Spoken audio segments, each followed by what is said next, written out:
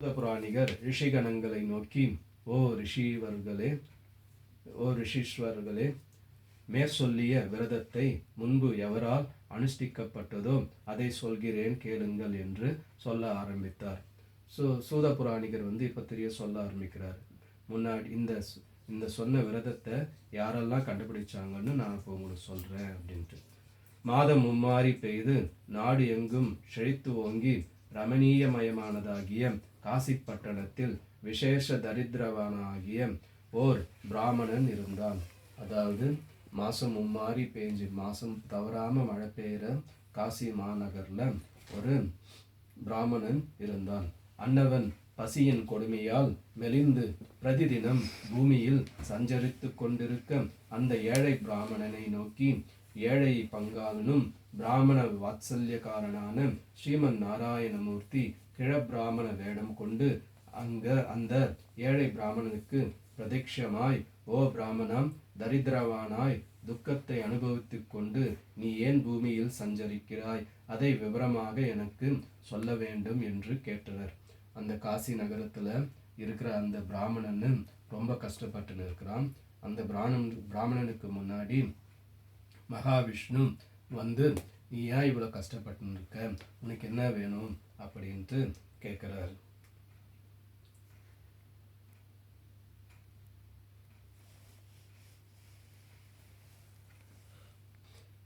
இந்தப்படி கபட வேஷதாரியாகிய ஸ்ரீமன் நாராயணன் கேட்டதும் தரித்திரவனாகிய ஏழை பிராமணன், ஐயா, நான் மிகவும் தரித்திரவான், ஆகையால் பசியின் கொடுமை பொறுக்காமல் அலைகிறேன்.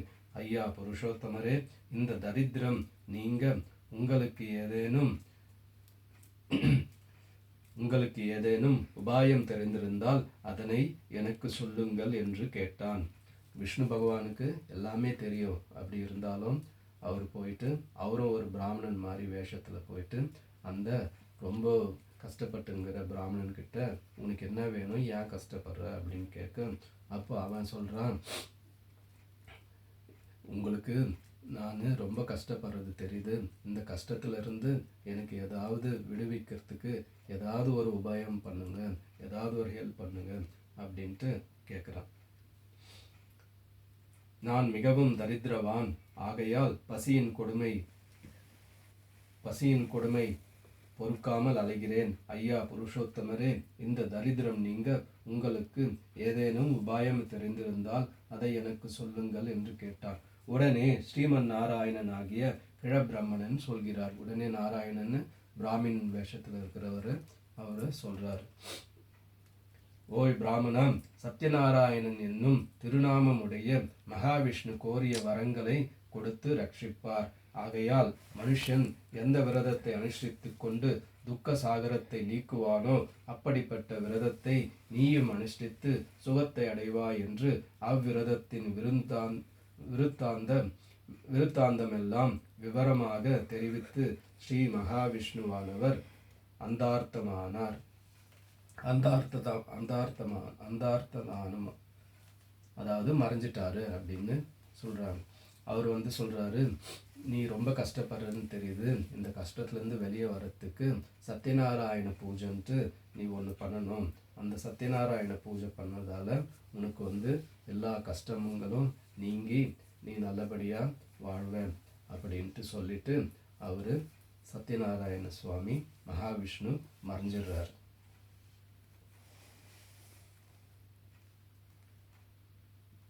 உடனே அந்த ஏழை பிராமணன் அவ்விரதத்தை அனுஷ்டிக்க எண்ணம் கொண்டு அன்றிரவு தூக்கமின்றி ததேசித்தனாய் உதயகாலம் எழுந்து சத்யநாராயண விரதத்தை அனுஷ்டிக்க பிரயத்தனப்பட்டு அது நிறைவேறுவதற்கு பொருள் வேண்டி ஆங்காங்கு யாசிக்க அன்று விசேஷமாய் பொருள் அகப்பட்டது.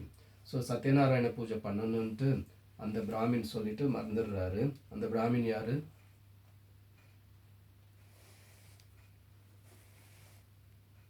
சொல்லிட்டு மறைஞ்ச அந்த பிராமின் யாரு?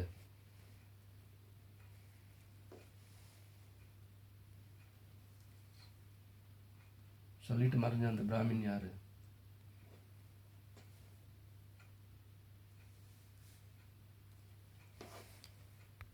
விஷ்ணு. ஸோ அந்த ஏழை பிராமணன் என்ன பண்ணுறான், அன்னைக்கு நைட்டெல்லாம் தூங்காமல் எப்படி பண்ணலான்னு யோசிச்சுட்டு மறுநாள் எழுந்து அவன் என்ன பண்ணுறான்னா எல்லா பக்கத்துலேயும் போய் யாசிக்கிறான். பிச்சை எடுத்து இருக்கிற காசுங்களை இருக்கிற பொருள் வச்சு சத்யநாராயண பூஜனை பண்ணலாம் அப்படின்ட்டு முயற்சி பண்ணுறான். அதுக்கேற்ற மாதிரியே அன்னைக்கு அவனுக்கு அவன் நினைக்கிற பொருளெல்லாம் எல்லாரும் கொடுக்குறாங்க. அதை கொண்டு தனது பந்துக்களுடன் தானும் ஏகமாய் சத்யநாராயண விரதம் அனுஷ்டித்து முடித்து அந்த விரத மகாத்மியத்தாலும் ஸ்ரீமன் நாராயணன் திருவருளாலும் சகல துக்கங்களையும் தரித்திரத்தையும் போக்கிக் கொண்டு சகல சம்பத் ஆகிவிட்டான்.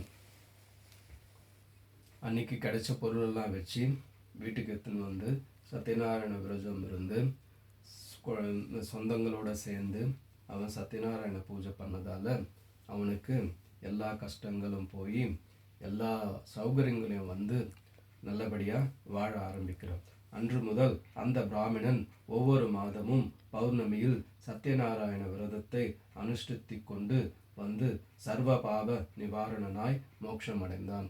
அது மாதிரி ஒவ்வொரு மாதமும் பௌர்ணமி அன்னைக்கு சத்யநாராயண பூஜை பண்ணி அவன் எல்லா சுகங்களும் கிடைச்சி கடைசியில் மோட்சத்துக்கு போய் சேர்றான். ஆகையால் பூலோகத்தில் யாராகிலும் எப்போதாகிலும் இந்த விரதத்தை அனுஷ்டிப்பாரில் அத்தருணமே சகல சம்சார துக்கங்களை நசிக்கச் செய்யும் என்று ஸ்ரீமன் நாராயணன் நாரதருக்கு சொல்லியபடி ஜனகாதி முனிகளுக்கு சூதபுராணிகர் சொல்லி அருளினார். இது மாதிரி சொல்லி முடிக்கிறார். யார் முடிக்கிறது? சூதபுராணிகர் வந்து ஜனகாதி முனிவர்களுக்கு இது மாதிரி அந்த பிராமின் ரொம்ப கஷ்டப்பட்டு அதுக்கப்புறமா சத்யநாராயண பூஜை செஞ்சு அவன் மோட்சத்துக்கு அடைகிறான். அது மாதிரி ஒவ்வொருத்தரும் பண்ணும்போது அவங்களுக்கு எல்லா சுகங்களும் வந்து சேரும் அப்படின்ட்டு சூதபுராணிகர் வந்து ஜனகாதி முனிவர்களுக்கு சொல்லி முடிக்கிறார். பின்னர் ஜனகாதிகர் சூதரை பார்த்து, ஓ மகாத்மா, மேற்படி பிராமணனால் அனுஷ்டிக்கப்பட்ட அந்த விரதத்தின் மகிமையும் விதானத்தையும் அறிந்து பூமியில் யாரால் அனுஷ்டிக்கப்பட்டதோ அதை விவரமாக சொல்லுங்கள் என்று கேட்டனர்.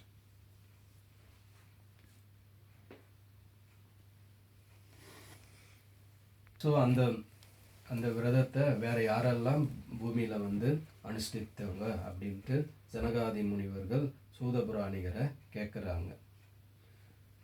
அப்படி கேட்ட ரிஷிகளுக்கு சூதபுராணிகர் சொல்லுகிறார், ஓ ரிஷிகணங்களே, முன் சொல்லிய ஏழை பிராமணன்தான் இவ்விரதத்தை தன் பந்துக்களுடன் கூடி அனுஷ்டிக்கும் நாளில் அவ்விடம் ஓர் விறகு விற்கும் ஏழை அப்பிராமணன் வீட்டின் அருகே விறகு கட்டியை வைத்து தாகத்தினால் பீடிக்கப்பட்டு அவ்வீட்டிற்கு சென்று தாகமருந்தி அப்பிராமணனுக்கு நமஸ்கரித்து, ஓ சுவாமி, தாங்களால் அனுஷ்டிக்கப்படும் இந்த விரதத்தின் மகிமை என்ன? இதனால் என்ன பலன் கிடைக்கும்? இவை யாவும் அருள் புரிய எனக்கு சொல்லுங்கள் என்று கேட்டான். சூதபுராணிகர் வந்து ஜனகாதி முனிவர்களுக்கு இப்போ தெரிய சொல்ல ஆரம்பிக்கிறார். அந்த பிராமணன் வந்து அவங்க சொந்தங்களெல்லாம் சேர்ந்து சத்யநாராயண விரதம் அனுஷ்டிக்கும் போது அதே நாளில் ஒரு விறகு விற்கிறவன் அவங்க வீட்டுக்கிட்ட வந்து ரொம்ப கஷ்டப்பட்டு தாகத்துக்காக தண்ணி கேட்க அவங்க வீட்டுக்குள்ளே போயிட்டு தண்ணி சாப்பிட்றதுக்கு போகிறான். அப்படி தண்ணி சாப்பிடும்போது இந்த பூஜை நடக்கிறத பார்த்து அவன் வந்து கேட்குறான், இந்த விரதத்தோட மகிமை என்ன அப்படின்ட்டு கேட்க ஆரம்பிக்கிறான். உடனே அந்நாராயணன் திருவருள் பெற்ற பிராமணன் சொல்லுகிறார். ஸோ சத்யநாராயண பூஜை பண்ணாவே மகாவிஷ்ணுவோட நாராயணனோட அருள் ஆசி பெற்றவன் அந்த பிராமணன் அருள் பெற்றவனா மாறிடுறான். அவன் இப்போ சொல்ல ஆரம்பிக்கிறான், அப்பா விறகு விற்பவனே, இந்த விரதம் சத்யநாராயண விரதம் என்பார்கள்.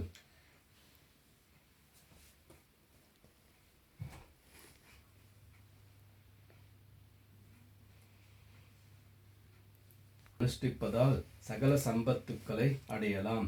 இவ்விரதத்தினால் எனக்கு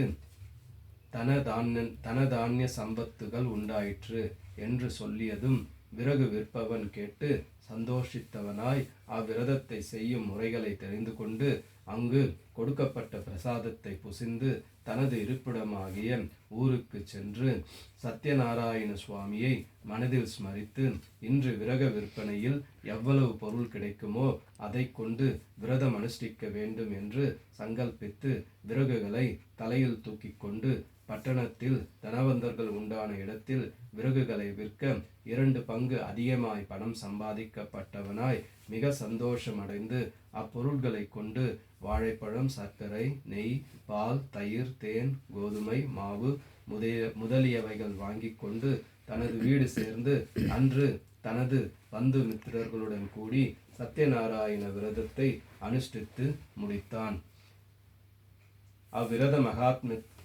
அவ்விரத மகாத்மியத்தால் விசேஷ பொருள், தனம், சம்பத்து இவைகளை நிறைய அடைந்து இகலோகத்தில் சகல சுகானுபவங்களை அனுபவித்து சத்தியலோகம் அடைந்து மோட்ச சாம்ராஜ்யத்தை பெற்றான். அந்த ராமன் கிட்ட கேட்டு நம்மளும் போய் சத்யநாராயண பூஜை பண்ணணும் அப்படின்ட்டு ரொம்ப இது பண்ணி போய் விறகு வைக்கிறதுக்கு போகிறான். அந்த விறகு வைக்கிற இடம் எல்லாரும் காசு உள்ள இடமா இருக்குது. அவனுக்கு நிறைய காசும் கிடைக்குது. விறகு வைக்கிற காசு அவனுக்கு 1க்கு பல மடங்கு எல்லாரும் முன் காசு கொடுத்து விறகு வாங்கிக்கிறாங்க. அந்த விறகு வாங்கின காசில் பணத்தை பங்கு எடுத்து அவன் பூஜை சாமானெல்லாம் வாங்கி அதை பூஜை பண்ணிட்டு சத்யநாராயண விரதத்தை அவன் அனுஷ்டிக்கிறான். அப்படி சத்யநாராயண விரதத்தை அவன் கடைபிடிக்கிறதால அவனுக்கு எல்லா சந்தோஷமும் கிடைச்சி எல்லா பிளெஸ்ஸிங்ஸ் எல்லாம் கிடைச்சி அவன் கடைசியில் நல்லபடியாக வாழ்ந்து மோட்சத்தை அடையிறான்.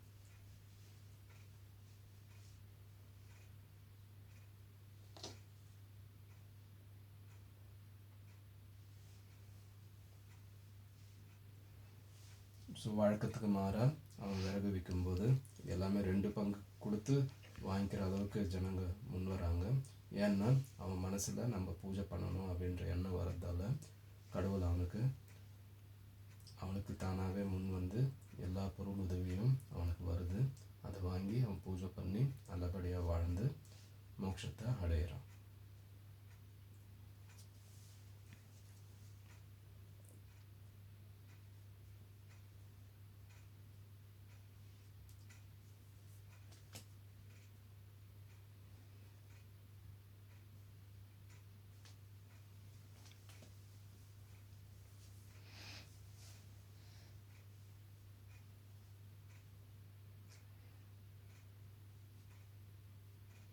மூன்றாவது அத்தியாயம்.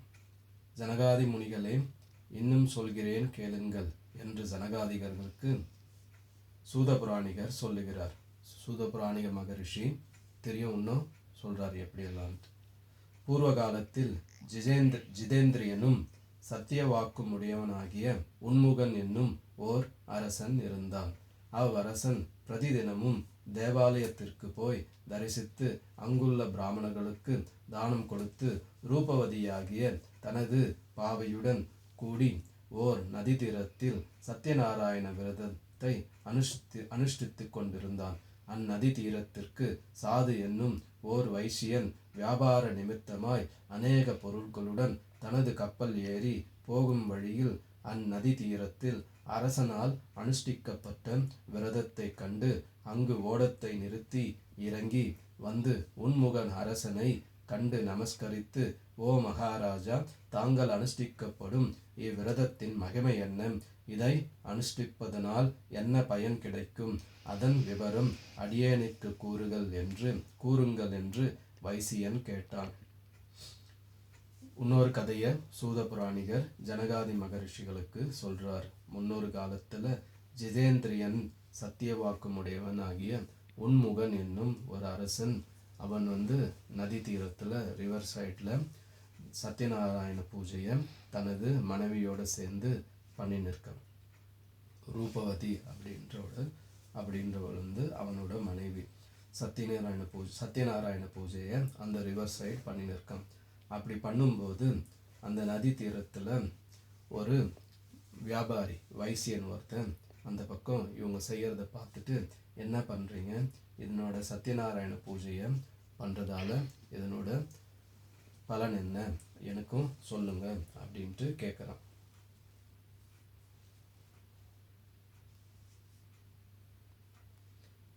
இப்படி வினவிய வைசியவனை பார்த்து அரசன், ஐயா சாது, நான் புத்திரஹீனன், புத்திர சந்தானத்தை கோரி அனந்த தேஜாமூர்த்தியாகிய மகாவிஷ்ணுவின் பூஜையான இந்த விரதத்தை சர்வ ஜனயுக்தனாய் அனுஷ்டித்து வருகிறேன் என்றார். அந்த ராஜா சொல்றாரு, எனக்கு குழந்தை இல்லை, நான் குழந்தை வர வேண்டி நான் என்னோட சொந்தங்களோடு சேர்ந்து நான் இந்த பூஜையை பண்ணுறேன் அப்படின்ட்டு. அவ்வார்த்தைகளை கேட்ட சாது என்னும் வைசியன் ஆசையுடன், அரசே, இவ்விரதத்தின் அனுஷ்டான கிரமம் அதாவது ப்ரொசீஜர், அனுஷ்டான கிரமம் எனக்கு உபதேசம் செய்யுங்கள். நானும் இவ்விரதத்தை அனுஷ்டிக்கிறேன். எனக்கும் புத்திர சந்தானம் இல்லை. இதனால் புத்திர சந்ததி உண்டாகும் என்று நிச்சயிக்கின்றனன் என்று கேட்டு அந்த அரசனால் சத்யநாராயண விரத மகிமையும் அதை அனுஷ்டிக்கும் விதானத்தையும் தெரிந்து கொண்டு தான் போக நினைத்த வியாபார விஷயத்தையும் நிறுத்தி கப்பலை திருப்பிக் கொண்டு சந்தோஷமாய் தனது சொந்த நகரம் அடைந்து தனது பாரியையாகிய லீலாவதியை பார்த்து, ஓ என் பிரியநாயகி, நமக்கு புத்திர சந்தானம் உண்டாகுவதற்கு ஸ்ரீ சத்யநாராயண விரதம் என்னும் ஓர் மகாவிரதம் அனுஷ்டிக்க வேண்டும் என்று நியமித்து கொண்டு சிறிது நேரத்திற்குள் சபலசித்தனாய் தன் பாரியை பார்த்து, நாயகி, நமக்கு நாராயணன் அனுகிரகத்தினால் ஓர் புத்திர சந்தானம் உண்டானால் அதன் பொருட்டு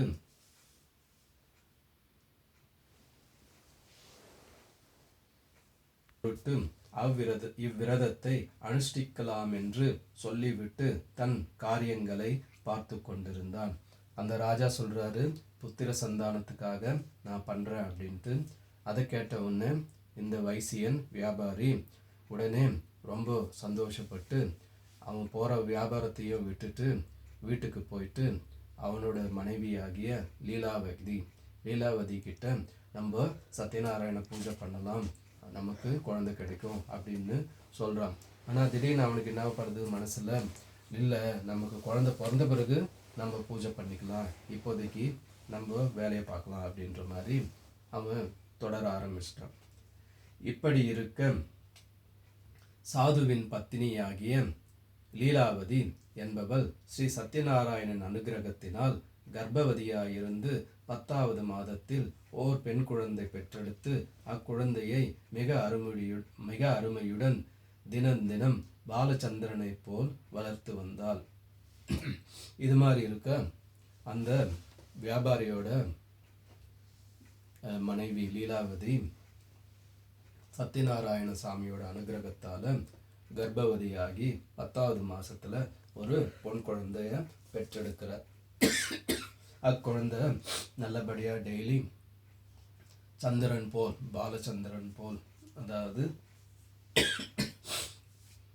3 வளர்பிறை மாதிரி நல்லபடியா சந்திரனை போல வளர்ந்து வந்து அக்குழந்தைக்கு கலாவதி என்று பெயர் வைத்து சந்தோஷத்துடன் காலத்தை கழித்தனர்கள். அந்த குழந்தைக்கு கலாவதின்னு பெயர் வச்சு நல்லபடியா வாழ ஆரம்பிக்கிறார். பிறகு ஒரு நாள் லீலாவதி முன் தனது கணவன் பிரார்த்தித்து கொண்ட பிரார்த்தனையை செய்து முடிக்க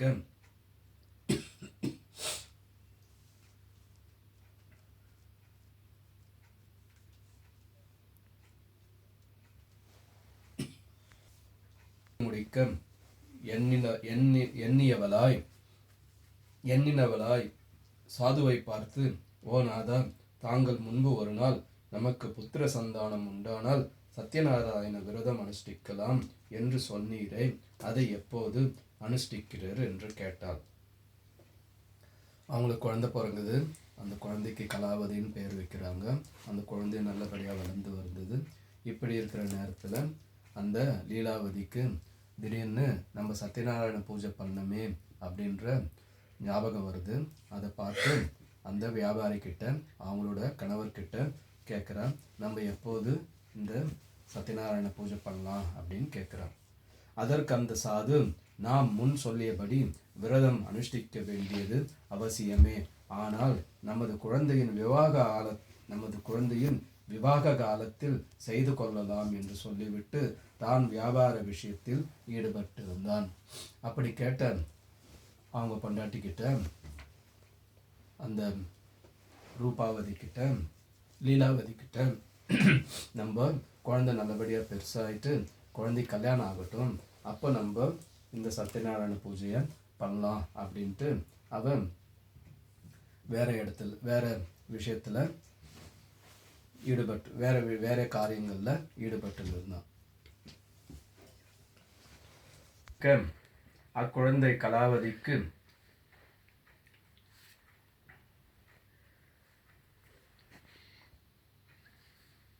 யுகத வயதானதால் சாதுவென்னும் வைசியன் தனது பந்துக்களுடனும்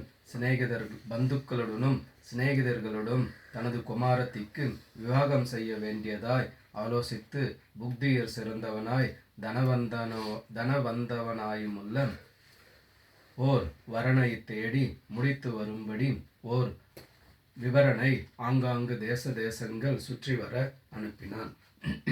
இப்படி குழந்தைக்கு கலாவதிக்கு கல்யாண வயசானவுடனே அவன் என்ன பண்ணுறான், சொந்த பந்தங்களுக்கெல்லாம் சொல்லி ஊரெல்லாம் போய் அங்கங்கே யாராவது நல்ல புத்தியுள்ள நல்ல செல்வமான இருக்கிற வரனை தேடுறதுக்காக எல்லார்கிட்டையும் சொல்லி அனுப்புகிறோம். ஒரு விவரணை, அதாவது ஒரு ஆள்கிட்ட சொல்லி அனுப்புகிறோம். அவர்களும் அவ்வாறே சென்று பிறகு காஞ்சன நகரத்தை அடைந்து வைசியர் உள்ள வீதியில் ஓர் வீட்டில் விசாரித்து புத்திமானும் மிக சுந்தர வதனமாகிய சுந்தரன் என்னும் ஓர் வைசிய குமாரனை அழைத்து வந்து சேர்த்தார்கள். அவங்களும் என்ன பண்ணாங்க, எல்லா பக்கமும் தேடிட்டு அங்கே போயிட்டு காஞ்சன நகரம் அப்படின்ற ஒரு ஊரில் அங்கே போயிட்டு சுந்தரன் அப்படின்ற ஒரு இளைஞனை பார்த்து, ஒரு பையனை பார்த்து அவனை கூட்டின்னு வந்து இவங்கிட்ட வந்து சேர்றாங்க. அப்படி வந்து சேர்ந்த மணமகனை பார்த்து தாய் தந்தையர்கள் மனமகிழ்ந்து தன் பந்து மித்திரர்களுக்கு மனவோலை தெரிவித்து அநேக பொருள் செலவு செய்து தன் மகள் கலாவதியை கன்னிகாதானமாக கொடுத்து விவாகம் செய்து வைத்தார்கள். அப்படி சுந்தரனை அவங்க பார்த்து அவனுக்காக அவனோட சேர்த்து கலாவதியை கல்யாணம் பண்ணி வைக்கிறாங்க. எல்லாம் நல்லா சீர் செலவு எல்லாம் செஞ்சு கன்னிகாதானமாக அவனுக்கு கல்யாணத்தை பண்ணி முடிக்கிறாங்க.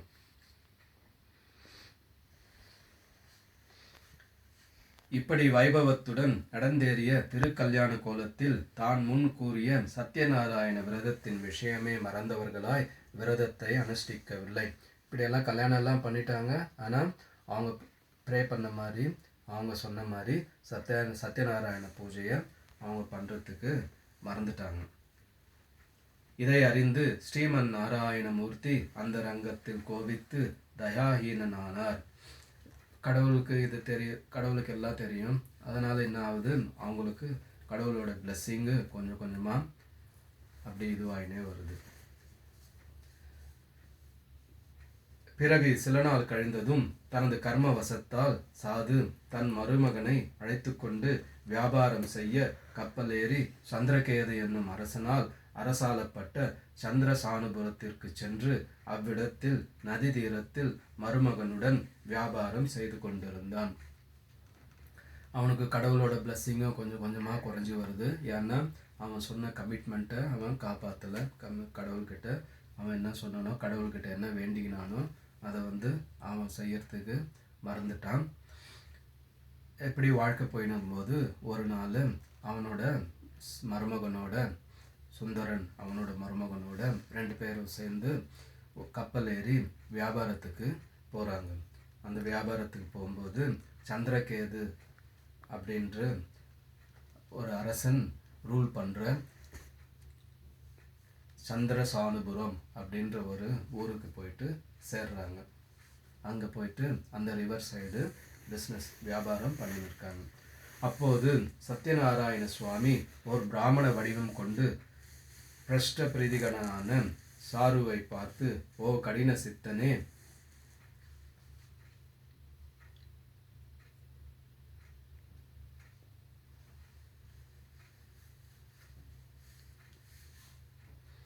நீ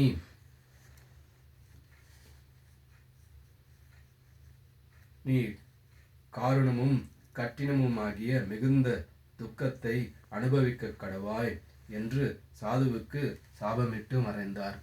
அவங்க பிஸ்னஸ் செய்யும்போது திடீர்னு ஒரு பிராமணர் அவர் முன்னாடி தோன்றி, அதுவே விஷ்ணு பகவானா தோன்றி அவனுக்கு வந்து ஒரு சாபத்தை கொடுத்துட்டு போயிட்டார். நீ ரொம்ப கஷ்டப்படுவ அப்படின்னு ஒரு சாபத்தை கொடுத்துட்டு மறைஞ்சிடுறார்.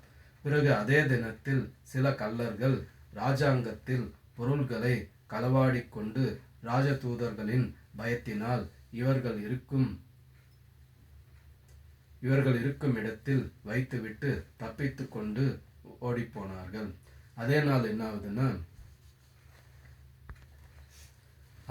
என்ன ஆகுதுன்னா அன்னைக்கு நைட்டு சில தீவ்ஸு திருடர்கள்லாம் என்ன பண்ணுறாங்க, ராஜா கிட்டேருந்து பொருள் எல்லாம் களவாடி எடுத்துக்கின்னு அப்போது அந்த சோல்ஜர்ஸ் எல்லாம் அவங்கள சேஸ் பண்ணும்போது பயத்தில் என்ன பண்ணுறாங்க, இவங்க மாமனார் மருமக இருந்த இடத்துல அந்த பொருளெல்லாம் வச்சுட்டு ஓடிடுறாங்க,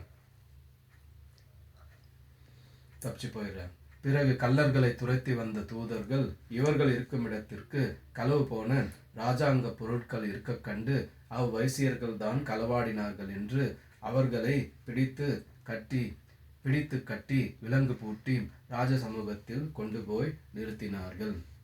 இந்த திருடின பொருளெல்லாம் இவங்ககிட்ட இருக்கவே மருமகனும் மாமனாரும் தான் வியாபாரிங்க, இவங்க தான் வந்து நம்ம பண்ணியிருக்காங்கன்ட்டு இவங்க 2 பேரையும் எடுத்துன்னு போய் ராஜா முன்னாடி எடுத்துன்னு போயிட்டு அந்த காவலாளிகள் எடுத்துன்னு போய் நிற்க வைக்கிறாங்க.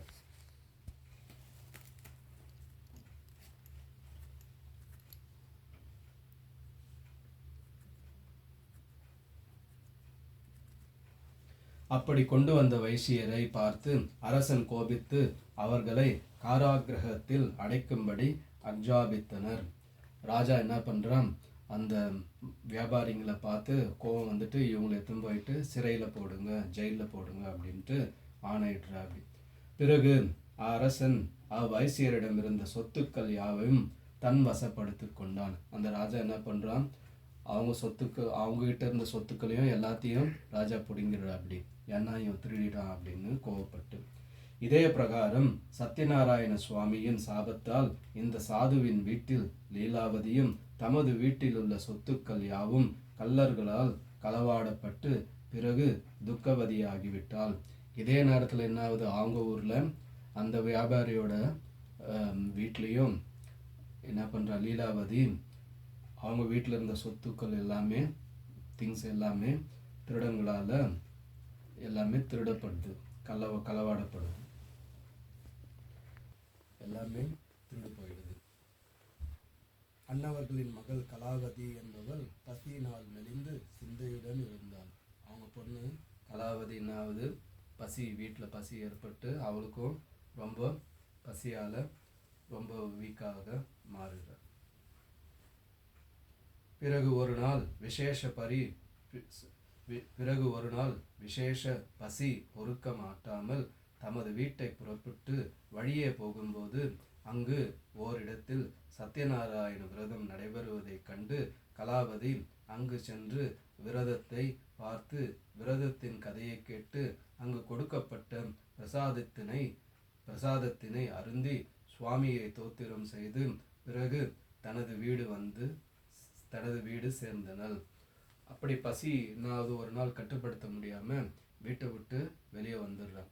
வீட்டை விட்டு வெளியே வரும்போது ஒரு இடத்துல சத்யநாராயண பூஜை பண்ணுறாங்க. அந்த வீட்டில் சத்யநாராயண பூஜை பண்ணுறதை பார்த்து அங்கே போயிட்டு சத்யநாராயண பூஜையில் கலந்துக்கின்னு பிரசாதத்தை சாப்பிட்டுட்டு வீட்டுக்கு திரும்பி வந்து சேர்றா.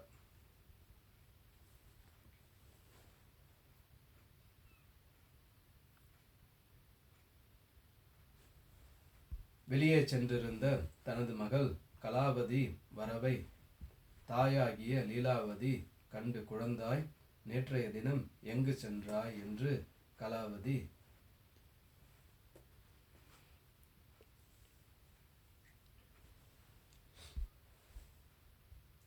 நேற்றைய தினம் எங்கு சென்றாய் என்று கேட்க, கலாவதி, அம்மணி, என்னை ஈன்றெடுத்த தாயே, பசியின் கொடுமை பொறுக்காமல் எங்காவது போய் வரலாம் என்று துணிந்து போனேன். அப்படி போகும் வழியில் ஓர் பிராமணர் வீட்டில் கோரிய வரத்தை தரக்கூடிய சத்யநாராயண விரதம் அனுஷ்டித்துக் கொண்டிருந்தார்கள். அதை நான் பார்த்து கொண்டிருந்து விட்டேன் என்று சொன்னதும் லீலாவதி மிக சந்தோஷமுற்று தானும் ஸ்தோத்திரம் செய்தனாள்.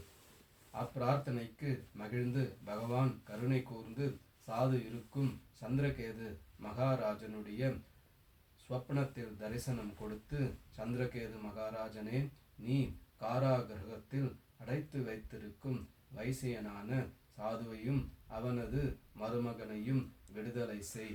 அவனிடமிருந்து உன் வசப்படுத்திய அவனது பொருட்கள் அனைத்தையும் அவனிடம் கொடுத்துவிடு.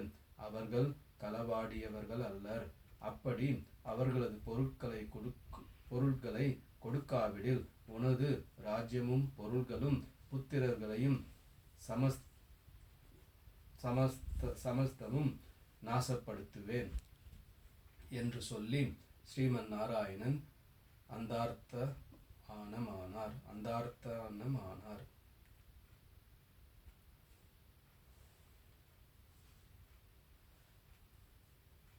அவங்க அம்மா, நீ எங்கம்மா போன அப்படின்னு கேட்குறாங்க. அதுக்கு அவள் என்ன சொல்கிறா, நேற்று ரொம்ப பசியாக இருந்துச்சு, அதனால் வீட்டை விட்டு வெளியே போனேன். அப்போது ஒரு வீட்டில் சத்யநாராயண பூஜை பண்ணுறதை பார்த்தேன். அந்த பூஜையில் போய் நான் கலந்துக்கினேன் அப்படின்னு சொன்ன உடனே அவங்க அம்மாவுக்கு ரொம்ப சந்தோஷமாயிடுது. அப்படியா அப்படின்னு கேட்டு அப்போ தான் அவளுக்கும் ஞாபகம் வருது. உடனே அவங்க அம்மாவும் சத்யநாராயண சுவாமி கிட்ட வேண்டிக்கு அவங்களுக்கு சத்யநாராயண சாமியை நினச்சி பிரார்த்தனை பண்ணுறாங்க. அப்படி பிரார்த்தனை பண்ண உடனே சத்யநாராயண சுவாமி மனசு குளிர்ந்து அவர் உடனே என்ன பண்ணுறாருன்னா, அந்த மகாராஜாவோட கனவுல போயிட்டு, நீ பிடிச்சி வச்சிருக்க மருமகனும் அந்த மாமனாரும் அந்த வியாபாரிகள் அவங்க திருடர்கள் கிடையாது, அவங்கள நீ உடனே விட்டுரு, அவங்க திருடல, அப்படி நீ விடாமல் இருந்தீன்னா உன்னோட சொத்துக்கள் எல்லாமே இதுவாகிடும் அப்படின்ட்டு ஸ்ரீமன் நாராயணன் சத்யநாராயண சுவாமி அங்கே போயிட்டு அந்த ராஜாக்கு கனவுல சொல்கிறாரு.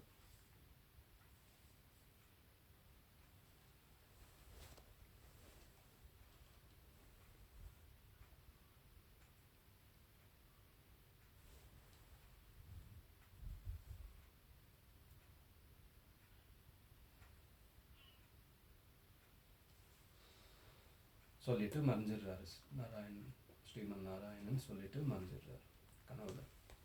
பிறகு உடனே உதய காலத்தில் அவ்வரசன் புறஜனங்களுடன் கூடி சபைக்கேகி உட்கார்ந்து தான் கண்ட ஸ்வப்னத்தை சொல்லி, சிறைச்சாலையில் தன்னால் பாதிக்கப்பட்டு இருக்கும் வைசியவர்களாகிய சாதுவையும் அவன் மருமகனையும் சிறை நீக்கி இங்கு சீக்கிரமாய் வரும்படி செய்யுங்கள் என்று சொல்லி அனுப்ப, தூதர்கள் சென்று சிறைச்சாலையில் இருந்த வைசியர் இருவரின் விலங்குகளை நீக்கி விடுதலை செய்வித்து அரசனிடம் அழைத்து வந்தார்கள். வைசியர் இருவரும் அரசனுக்கு கனவுல சொல்லிட்டு போறாரு. மறுநாள் காலையில் ராஜா எல்லார் முன்னாடியும் எனக்கு இது மாதிரி கனவுல வந்தது அப்படின்ட்டு ராஜசபையில் சொல்லிட்டு அந்த 2 பேரையும் போய் இட்டுன்னு வாங்க அப்படின்ட்டு உத்தரவு போடுறாரு. அவங்களும் கூப்பிட்டு வராங்க, காவலர்கள் போயிட்டு கூப்பிட்டு வராங்க.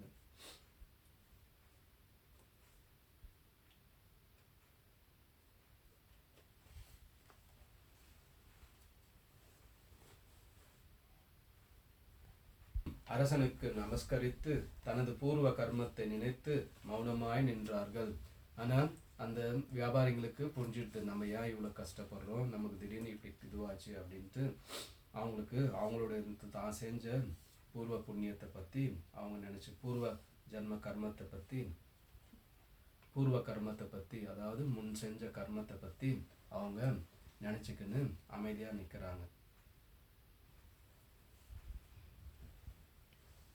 அரசன் அவர்களை பார்த்து, தெய்வ வசத்தால் இந்த துக்கம் உனக்கு ஏற்பட்டது, இனி யாதொரு பயமும் இல்லை என்று சொல்லி அவர்களை ஆதரித்து உடனே ஷவரம் செய்வித்து புதிய வஸ்திராபரணங்களை கொடுத்து அலங்கரிக்கச் செய்து அவர்களுக்கு சந்தோஷமாகும்படி வினயமாக பேசி முன் தான் சுவாதீனப்படுத்தி கொண்ட திரவியத்திற்கு 2 பாகம் அதிகமாகவே கொடுத்து, ஐயா வைசிய சிகாமணிகளே, உமது இருப்பிடம் செல்லுங்கள் என்று சொல்ல அரசனிடம் விடைபெற்று வைசியர்கள் தமது சொந்த நகரை நோக்கி புறப்பட்டார்கள்.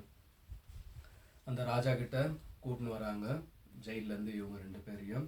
ராஜாவும் கடவுள் புண்ணியத்தால் உங்களுக்கு விடுதலை கிடைச்சிடுச்சு அப்படின்ட்டு ராஜா என்ன பண்ணுறாரு, அவங்களுக்கெல்லாம் அவங்க நல்லா சந்தோஷம் படும்படி அவங்களுக்கு ஆடை, புது ட்ரெஸ்ஸு அதெல்லாம் கொடுத்து, ராஜா அவங்க சொத்தை எடுத்துக்கினார் இல்லையா முன்னாடி, அந்த சொத்துக்கு பதில் டபுள் மடங்கு 2 பங்கு சொத்து கொடுத்து அவங்கள வழி அனுப்புகிறாரு.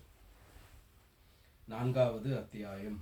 அப்படி தமது நகரத்தை நாடி புறப்பட்டு தனது பொருட்களை கப்பலில் பத்திரப்படுத்தி கொண்டு சில பிராமணர்களுக்கு தானம் கொடுத்து போகும்போது ஸ்ரீ சத்யநாராயண சுவாமி திரிகண்ட வேஷதாரியாகிய வைசியவர்களை பார்த்து,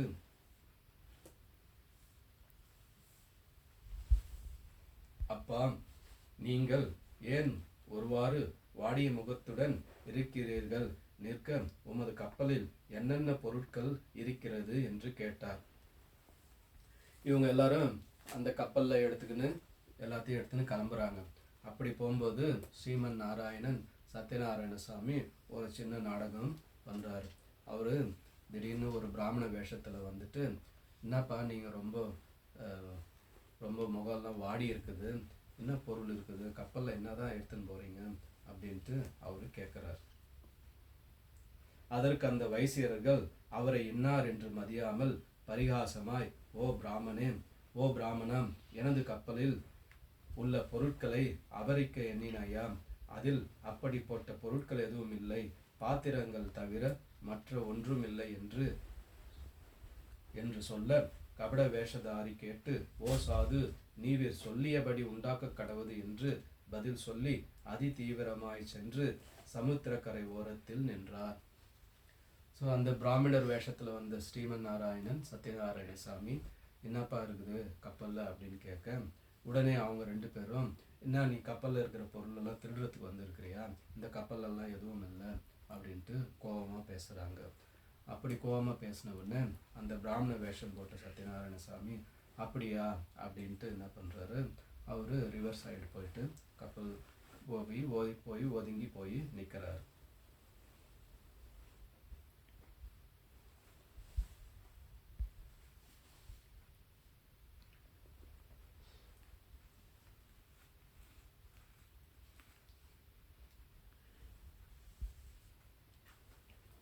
பாத்திரங்கள் தவிர ஒன்றுமில்லை என்று சொல்லி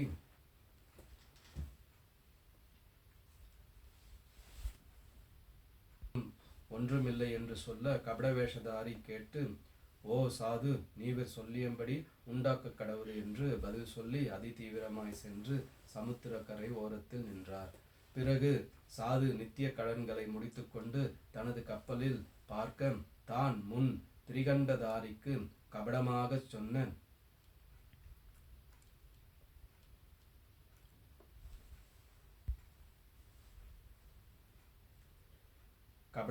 சொன்ன பாத்திரங்களாகவே இருக்க கொண்டு எழுந்து சிந்தா கிறந்தனானான். அந்த பிராமணனாக சத்யநாராயண சாமி கிட்ட, இந்த கப்பலில் ஒன்றும் இல்லை, ஒரு பாத்திரம் தான் இருக்குதுன்னு சொன்ன மாதிரியே, அப்படின்னாவது இந்த கப்பல் ஃபுல்லாக போகிறோம் பாத்திரமாகவே மாறிடுது. அவங்க கொண்டு வந்த எல்லா விலை உயர்ந்த நகை, அது சாமான், அதெல்லாம் எல்லாமே பாத்திரமாக மாறிடுது. அதை பார்த்த உடனே இவனுக்கு என்ன ஆகுது, ஒரே மூர்ச்சையாகி மயக்கமாகி விழுந்து அவனை எழுந்து திரியும் யோசிக்க ஆரம்பிக்கிறான். உடனே தனது மருமகன் மாமனாருக்கு தேறுதல் சொல்லி, அந்த பிராமணனுடைய சாபமாயிருக்கும், அவா சகல மாயமும் செய்ய சக்தி உள்ளவர், ஆதலால் சந்தேகமின்றி அவரை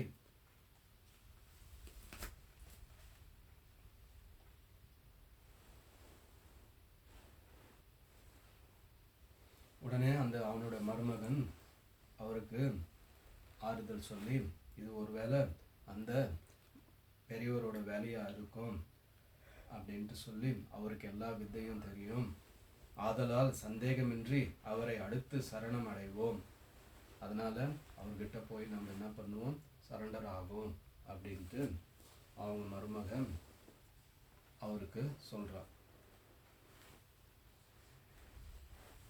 அவர் நாம் செய்த குற்றத்தை மன்னித்தருளுவார் என்று மருமகன் சொல்ல, சாது அந்த சந்நியாசி இடத்திற்கு ஏகி பக்தியுடன் நமஸ்கரித்து, ஓம் சுவாமி, உம்பால் செய்த அபராதங்களை மன்னித்து பொறுத்தருள வேண்டும் என்று பலவாராய் சோத்திரம் செய்து, உடனே என்ன பண்ணுறான், அவங்க மருமகன் சொன்ன உடனே அந்த வியாபாரியும் அந்த சுவாமி எந்த பக்கம் போனாரோ அந்த பக்கம் நின்று அவர்கிட்ட வந்து ரொம்ப மனப்பூர்வமாக, நான் தப்பு பண்ணிட்டேன், நான் பொய் சொல்லிட்டேன் அப்படின்ட்டு அவன் வந்து என்ன பண்ணுறான், பிரார்த்தனை பண்ணுறான், என்னை மன்னிச்சுக்கோ அப்படின்னு சொல்கிறான்.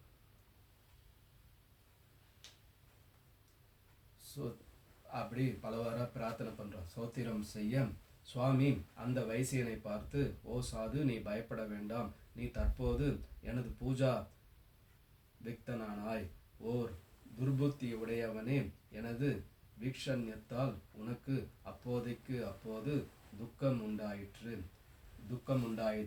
துக்கம் உண்டாயிற்றதென்று சொல்லினார். அவ்வாக்கியத்தை கேட்டு வைசியன் சோஸ்திரம் செய்யலானான். உடனே அப்போ அந்த சுவாமி சொல்றாரு, பிராமணனா வந்த சத்யநாராயண சுவாமி சொல்றாரு, சரி நீ கவலைப்படாத, உனக்கு அப்பப்போ வந்து உன்னோட துர்புத்தியால நீ கஷ்டப்படுற,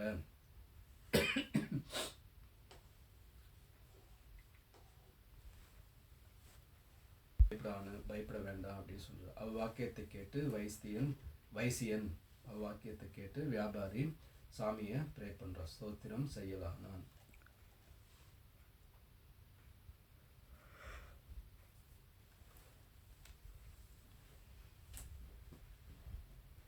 சுவாமி அநாதரக்ஷகா, ஆபத் பாந்தவா, சமஸ்தமான பிரம்மாதி தேவர்கள் உமது மாயையால் மூழ்கப்பட்டு உமது குணா அனுபவங்களையும் குணாதிசயங்களையும் அறிய மாட்டார்கள். மூடனாகிய நான் உமது மோகிதனாய் உமது ஸ்வரூபங்களை எவ்வாறு கண்டுகொள்வேன்? என் அறிவிற்கு ஏற்றவாறு சோஸ்திரம் செய்கிறேன். எனக்கு உமது தரிசனம் கொடுத்து ரட்சித்து எனது கப்பலிலுள்ள பொருட்களை, அதாவது பெரிய பெரிய ஆளுங்களே வந்து உன்னோட மாயையில் மயங்கிடுறாங்க, நான் ஒரு சாதாரண மனுஷன், நான் என்ன பண்ண முடியும், என்னை மன்னிச்சிக்கோ, உன்னோட தரிசனம் எனக்கு கொடு, உன்னோட தரிசனம் எனக்கு கொடு அப்படின்ட்டு சாமியை வேண்டுறோம்.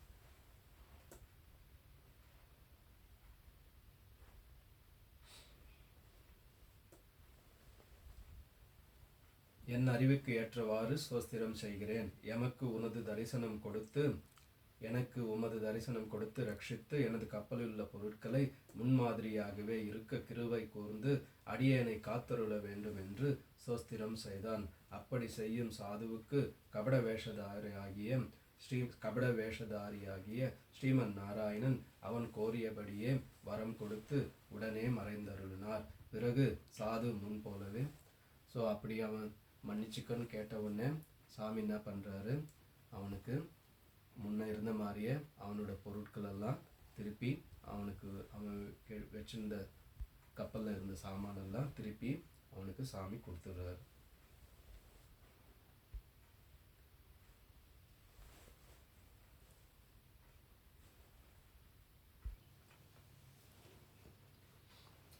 என் அறிவிற்கு ஏற்றவாறு ஸ்தோத்திரம் செய்கிறேன். எனக்கு உமது தரிசனம் கொடுத்து ரட்சித்து எனது கப்பலில் உள்ள பொருட்களை முன்மாதிரியாகவே இருக்க கிருபை கூர்ந்து அடியேனை காத்திர வேண்டும் என்று சோஸ்திரம் செய்தான். அப்படி செய்யவும் சாதுவுக்கு கபட வேஷதாராகிய ஸ்ரீமன் நாராயணன் அவன் கோரியபடியே வரம் கொடுத்து உடனே மறைந்தருளினார். பிறகு சாது முன்போலவே தனது கப்பலில் பொருட்கள் யாவையும் இருக்க கொண்டு சந்தோஷித்து அந்த கப்பலேறி ஸ்ரீமன் நாராயண தியானம் செய்து கொண்டு கப்பலை நடத்தி தனது இருப்பிடத்திலுள்ள துறைமுகம் வந்து சேர்ந்தார்கள். ஸோ ஸ்ரீமன் நாராயணன் அவருக்கு திருப்பி கொடுக்க எல்லா பொருட்களும் முன்ன மாதிரியே கப்பலில் வந்துச்சு. அவங்களும் அவங்க இடத்துக்கு போய் சேர்றாங்க. சாமியை கும்பிட்டுக்கினே சாமி மனசார நினச்சின்னு போய் சேர்றாங்க. அப்படி சேர்ந்ததும் காவற்காரன் ஒருவனை அழைத்து தனது வீட்டிற்கு சென்று தனது வரவை பாரியால் புத்திரிக்கு தெரிவித்து அவர்களை அழைத்து வரும்படி சொல்லி அனுப்பினான். அவங்க அந்த போர்ட்டுக்கு போன பிறகு ஒரு காவல்காரங்கிட்ட போய் சொல்லி, நாங்கள் வந்துட்டோம் அப்படின்ட்டு என்னோட மனைவிக்கிட்டேயும் என்னோட பொண்ணுக்கிட்டேயும் சொல்லுங்க அப்படின்ட்டு போய் சொல்லி அனுப்புகிறான். அக்காவற்காரன் சென்று லீலாவதியை கண்டு சவிஸ்தாரத்தை சொல்ல லீலாவதியும் சந்தோஷப்பட்டு காவற்காரனை அனுப்பிவிட்டு அதிவேகமாய் சத்யநாராயணை பூஜை செய்ய முடித்து கொண்டு தனது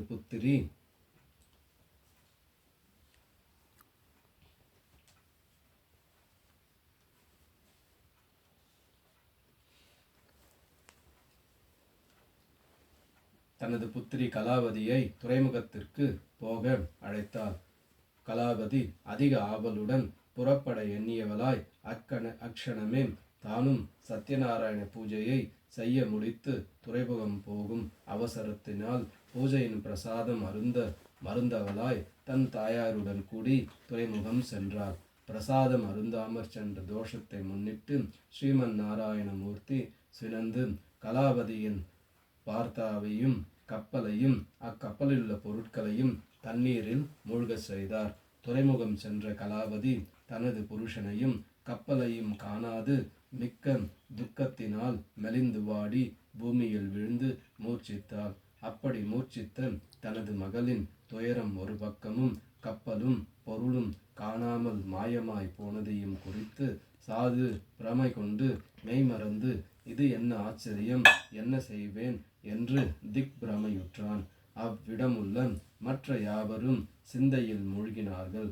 பிறகு லீலாவதி மிகவும் சிந்தையுடன் தனது பார்த்தாவாகிய சாதுவை பார்த்து வினவுகிறாள்.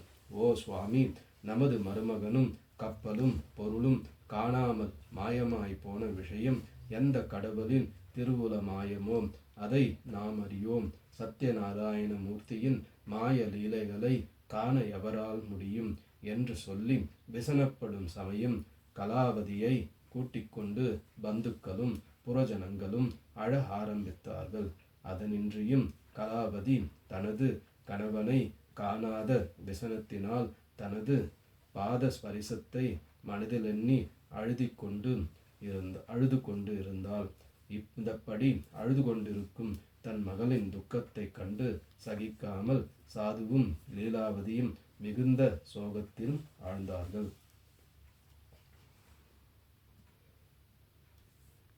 லீலாவதியும் மிகுந்த சோகத்தில் ஆழ்ந்து இம்மாயை ஸ்ரீ சத்யநாராயணன் திருவருளோ அல்லது பிரமை கொண்டானோ என்று யோசித்து நாமும் சத்யநாராயண பூஜையை சத்யாவையும் அழைத்து தனது இஷ்டத்தை தெரிவித்து சத்யநாராயண மூர்த்திக்கு அடிக்கடி சாஷ்டாங்க நமஸ்காரம் செய்தார். இந்தப்படி பக்தியுடன் தன்னை பூஜிக்கும் சாதுவாகிய பக்தனின் கூக்குரலை கேட்டு ஸ்ரீ வைகுண்டவாசனாகிய சத்யநாராயண மூர்த்தி பக்த வாத்சல்யனான கருணாகரன் சாதுவுக்கு பிரத்யக்ஷமாகி ஓ பக்தனாகிய சாது, பயப்படாதே, கவலையுறாதே. உனது புத்திரியாகிய இப்பெண்மணி கலாவதி என் பூஜையை நடத்தி தனது கணவன் பேருள்ள அவாவினால் பூஜா பிரசாதத்தை அருந்தாது இங்கு வந்து சேர்ந்தால் அதனை முன்னிட்டு நான் அவரது புருஷனை காணாமற் செய்தேன் என்று சொல்லி மறைந்தார். அதை கேட்ட கலாவதி மெய்மறந்து திரும்ப வீடு வந்து ஸ்திரீகரண சுத்தியாய் பூஜா பிரசாதத்தை உட்கொண்டு மறுபடியும் துறைமுகம் சேர்ந்து பார்க்க ஸ்ரீமன் நாராயணமூர்த்தியின் அனுகிரகத்தினால் யதா பிரகாரம் கப்பலையும் தனது கணவனும் இருக்க கண்டு மனமகிழ்ந்து பூரித்து யாவரையும் அழைத்து கொண்டு பழையபடி வீடு சேர்ந்து தாங்கள் அன்று முதல் சாது சத்யநாராயண பூஜையை பந்து மித்திரர்களுடன் கூடி பௌர்ணமியிலும் சங்கராந்தியிலும் இடைவிடாது செய்து கொண்டிருந்து அதன் இகலோக சுக அனுபவங்களை பெற்று பரலோகத்தில் மோட்சமடைந்தனர் என்று சூதர் சனகாதியருக்கு சொல்லி அருளினார். அந்த வியாபாரி ஒரு காவலாளி கிட்ட போயிட்டு நாங்கள் வந்துட்டோம் அப்படின்னு என்னோட பொண்டாட்டிக்கிட்டேயும் பொண்ணுக்கிட்டேயும் போய் சொல்லுங்க அப்படின்ட்டு சொல்லி அனுப்புகிறான். அப்படி அவங்க போய் சொல்கிறாங்க. அப்படி சொன்ன உடனே அந்த நேரத்தில் அந்த கலாவதி அவங்க பொண்ணு என்ன பண்ணுறா, சத்யநாராயண பூஜை முடிச்சுட்டு அந்த பிரசாதத்தை சாப்பிடாம அவள் பாட்டு அவங்க புருஷன் வந்துட்டான் அப்படின்ற சந்தோஷத்தில் அவள் பாட்டு கிளம்பி வரா. அப்படி வரும்போது என்ன ஆகுதுன்னா, அந்த கடற்கரைக்கு வந்த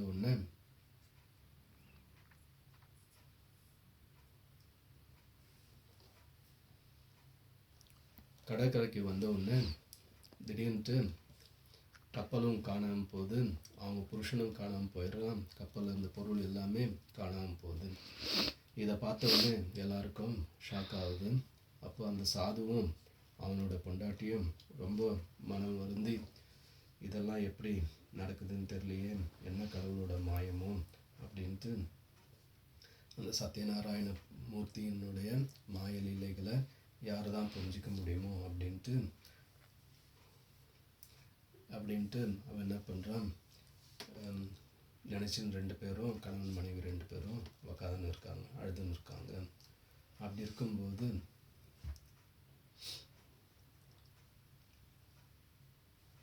நம்ம போய் என்ன பண்ணணும்னா சத்யநாராயண பூஜை பண்ணணும் அப்படின்ட்டு டிசைட் பண்ணி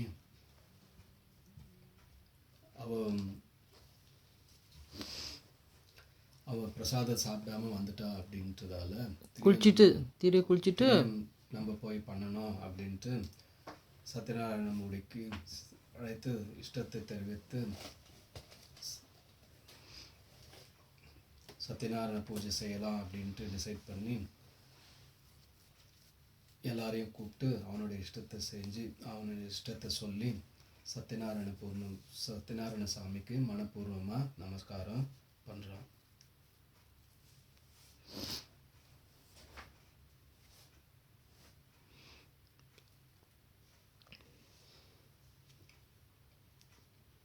இதை மாதிரி சத்யநாராயண பூஜை பண்ணுறேன் அப்படின்ட்டு அவன் சாது சொன்ன குரலை கேட்டு சத்யநாராயணமூர்த்தி பக்த வாத்சல்யனான கருணாகரன் சாதுக்கு முன்னாடி தோன்றி வியாபாரிக்கு முன்னாடி அப்பியர் ஆகி, நீ கவலைப்படாத, உன்னோட பொண்ணு கணவனை பார்க்கறதுக்காக வந்துட்டு என்னோட பிரசாதத்தை சாப்பிடாம வந்துட்டா, அதனால தான் இப்படி ஆச்சு அப்படின்னு சொன்ன உடனே அதை கேட்ட கலாவதி வீட்டுக்கு போயிட்டு திரியும் குளிச்சுட்டு போயிட்டு பிரசாதத்தை சாப்பிட்டுட்டு போர்ட்டுக்கு துறைமுகத்துக்கு வரும்போது அப்போ ஸ்ரீமன் நாராயணனோட அனுகிரகத்தால் கப்பலும் அவனோட கணவனும் திரும்பி இருக்கிறத பார்த்துட்டு அவர் ரொம்ப சந்தோஷம் அடைகிறான். அப்புறம் எல்லாரும் கூட சேர்த்துக்கின்னு வந்து எல்லாரையும் அழைத்துக்கின்னு வந்துட்டு பழையபடி வீடு சேர்ந்து அன்னிலிருந்து சாது சொந்த பந்தங்கள்லாம் சேர்த்து சத்யநாராயண பூஜையை இடைவிடாமல் பௌர்ணமி அப்பவும் சங்கராந்தி அப்பவும் செஞ்சு எல்லா சுகங்களையும் பெற்று கடைசியில் போயிட்டு மோட்சத்துக்கு போய் சேர்றாங்க அப்படின்ட்டு சூத புராணிகர் ஜனகாதிகளுக்கு சொல்லி முடிக்கிறார். இது எந்த காட்டில் அவர் சொல்கிறாரு? சூத புராணிகர் ஜனகாதிகளுக்கு எந்த ஃபாரஸ்டில், எந்த காட்டில் சொல்கிறாரு? நைமிசாரண்யம் அப்படின்னு நான் சொன்னேன் ஃபர்ஸ்ட்லேயே. நைமிசாரண்யத்தில் சொல்லி முடிக்கிறார். 5வது அத்தியாயம். விபரமாக சத்யநாராயண விரதத்தை சூத புராணிகரால் சொல்ல ஜனகாதி ரிஷிகள் மிகுந்த சந்தோஷத்துடன் கேட்டு ஆனந்த பரவசவர்களாய் மறுபடியும் சூத புராணிகரை பார்த்து, ஓ மகாத்மா, இன்னும் இந்த விரதத்தை யாரால் அனுஷ்டிக்கப்பட்டதோ அதையும் சொல்லி அருள வேண்டும் என்று கேட்டனர். அதற்கு சூதர், கேளுங்கள் ஜனகாதியரே, ஓர் ராஜ்யத்தில் நீதி தவறாமல் பிரஜைகளிடம் ஆசக்தியுடையவனாய் ரசிக்கப்பட்ட துங்கத்வஜன் என்னும் ஓர் அரசன் இருந்தான். அவ்வரசன் சத்யநாராயண மூர்த்தியின் பிரசாதத்தை ஜெயித்து அதனால் துக்க சாகரத்தில் மூழ்கினான். அவன் ஒரு நாள் உத்தியானவனத்திற்கு ஏகி அநேக பாவங்களை செய்து மிகவும் ஆயாசமுற்று தேகம் மெலிந்து அவ்விடம் வடவிருஷத்தின் அடியில் தங்கினான். அம்மரத்தின் முன்னால் சந்தோஷமாக கோபாலர்கள், இடையர்கள் மிகுந்த பக்தியுடன் பந்துக்களுடன் கூடி சத்யநாராயண பூஜை செய்து கொண்டிருந்தார்கள். சூத புராணிகர் ஜனகாதி முனிவர்களுக்கு அந்த முன்னாடி சொன்ன சாதுவோட கதையை சொன்ன பிறகு இன்னும் இவங்க ரொம்ப சந்தோஷமாயிடுறாங்க. சத்யநாராயண பூஜையால், ஸ்ரீமன் நாராயண மூர்த்தியால் இப்படி மக்களுக்கெல்லாம் எல்லா நலன்களும் கிடைக்குது அப்படின்றதால இன்னும் இதை யாரெல்லாம் செஞ்சாங்க இந்த சத்யநாராயண விரதத்தை அப்படின்ட்டு சூத புராணிகர்கிட்ட ஜனகாதி முனிவர்கள் கேட்குறாங்க. அப்படி கேட்கும்போது சூத புராணிகர் சொல்கிறாரு, முன்னொரு காலத்தில் ஒரு ராஜ்யத்தில் சத்யத்வதன்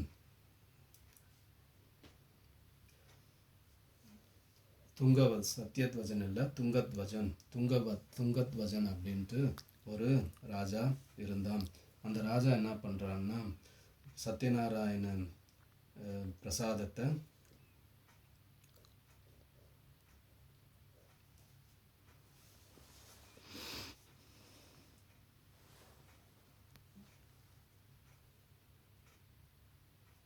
ஒரு முறை என்ன பண்ணுறான், அவன் சத்யநாராயண மூர்த்தியோட பிரசாதத்தை ரொம்ப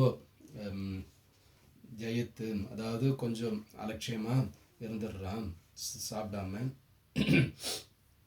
அதனால் அவனுக்கு என்ன ஆகுது, அவனுக்கு துக்கம் சேருது.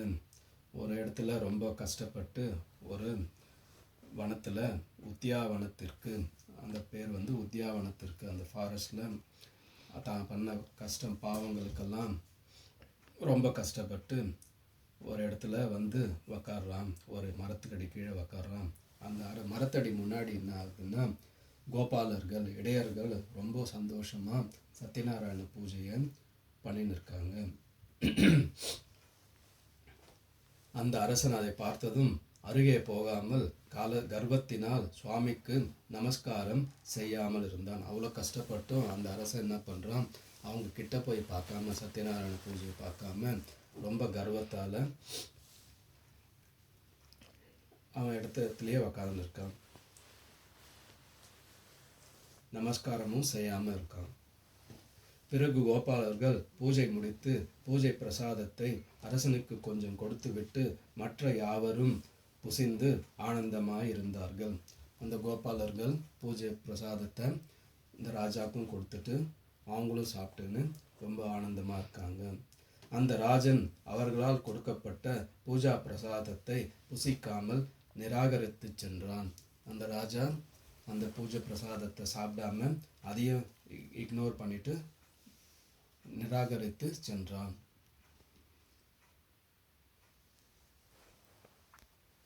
அதனால் ஸ்ரீ சத்யநாராயண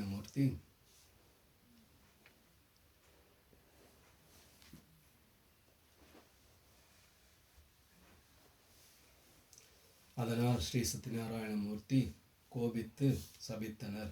அது முதல் அவ்வரசனுடைய புத்திர பௌத்திர ராஜ்ய சம்பத்துக்கள் யாவும் அழிந்து மிக்க சிந்தாக்கிரந்தனானான்.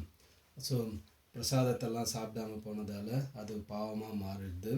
அதனால் அவனது ராஜ்யமெல்லாம் அழிஞ்சிடுது. அவனோட மக்கள் எல்லாருமே இதுவாகிடுறாங்க.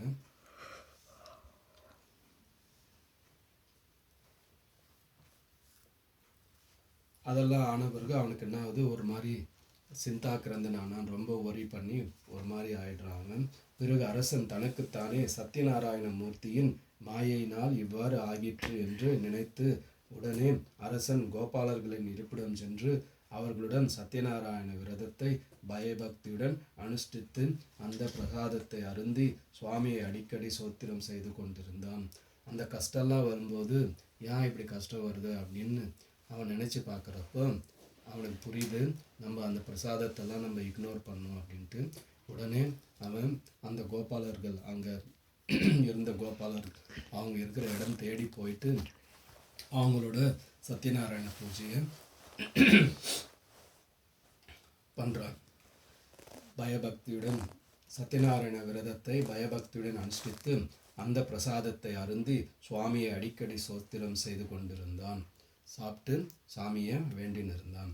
அப்படி பக்தி சிரத்தையாய் சுவாமி பூஜையை செய்ததினால் சத்யநாராயண மூர்த்தியின் திருவருளால் முன் அழிந்து போன தனது ராஜ்யம் புத்திர பேற்றின் பதத்தை மறுபடியும் பெற்று இகலோக சுகானுபவங்களை அனுஷ்டித்து, அப்படி அவனுக்கு தான் செஞ்ச தப்பெல்லாம் தெரிஞ்சு திருந்தி சத்யநாராயண பூஜையை திருப்பி பண்ணதால் அவனுக்கு அவன் இழந்த எல்லா பொருளும் அவனுடைய ராஜ்யம் புத்திரம் எல்லாமே அவனுக்கு தெரிய கிடைச்சி அவன் இந்த உலகத்தில் எல்லா நலன்களையும் பெற்று எல்லா சுகங்களையும் பெற்று அதுக்கப்புறமா மோட்சத்தை போய் அடைஞ்சான். திருவருளால் முன் அழிந்து போன தனது ராஜ்யம் புத்திர பேற்றின் பதத்தையும் மறுபடியும் பெற்று இகலோக சுகானுபவங்களை அனுஷ்டித்து பரலோக ஸ்தியை பெற்று மோட்சமடைந்தான். ஆகையால் எவரேனும் துர்லபமாகிய ஸ்ரீ சத்யநாராயண விரதத்தை இடைவிடாமல் அனுஷ்டிக்கிறார்களோ அவர்கள் நாராயணன் அருளால் தன தானிய புத்திர சம்பத்துக்கள் அடைந்து தரித்திரம் நீங்கி சுகஜீவிகளாய் பூத பிரேத பிசாசு ஏவல் பில்லி சூன்ய முதலிய தோஷங்கள் நீங்கி கோரிய வரங்களை பெற்று பிறகு மோட்ச சாம்ராஜ்யத்தை அடைவார்கள். அப்படி அந்த ராஜாக்கு எப்படி எல்லாம் கிடைச்சதோ அதே மாதிரி யாரெல்லாம் நம்ம சத்யநாராயண பூஜையை பண்ணுறோமோ நமக்கு எல்லா கஷ்டங்களும் நீங்கி நமக்கு பிடிச்சிருந்த தத்ரம் எல்லாம் போயிட்டு நமக்கு பிடிச்ச ஏதாவது எந்த கெட்டது இருந்தாலும் அதெல்லாம் எல்லா தோஷங்களும் நீங்கி நம்ம கேட்குற வரத்தை கடவுள் கொடுத்து நம்மளும் இந்த உலகத்தில் எல்லாத்தையும் அனுபவித்து மோட்ச சாம்ராஜ்யத்தை அடைவார்கள் அப்படின்ட்டு ஜனகாதி ரிஷிகர்களுக்கு சூதபிராணிகர் இந்த கதையை சொல்கிறார். ஆகையால் ஜனகாதி ரிஷிகளே, எவ்விரதத்தை செய்ய மனுஷன் முக்தியை அடைவானோ அந்த சத்யநாராயண விரதத்தை உமக்கு சொன்னேன். அதனால் ஜனகாதி ரிஷிகளே, எந்த விரதத்தை உங்களுக்கு முக்தியை கிடைக்குமோ அந்த விரதத்தை சத்யநாராயண விரதத்தை உங்களுக்கு சொன்னேன். இதுவும் அன்றி கலியுகத்தில் இந்த விரதத்தை பிரதி பௌர்ணமியில் கலியுகத்தில் இந்த விரதத்தை எப்பவும் பண்ணோம்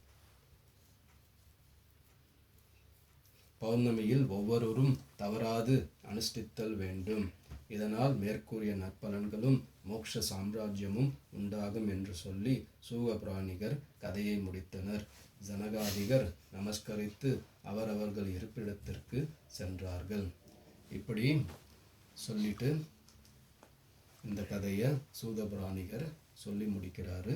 ஜனகாதிகர் எல்லாம் நமஸ்கரித்து அவரவர்கள் இடத்திற்கு சென்றார்கள். ஸ்ரீ சத்யநாராயண விரதம் முற்றிற்று. இதுதான் சத்யநாராயண விரதத்தோட கதை. அப்போ 21 நம்மளால செய்ய முடியல, 3 இயர்ஸ் பண்ணக்கூடாதுன்னீங்க. அது 3 இயர்ஸ்க்குள்ளே நம்மளுக்கு இவ்வளோ கஷ்டம்.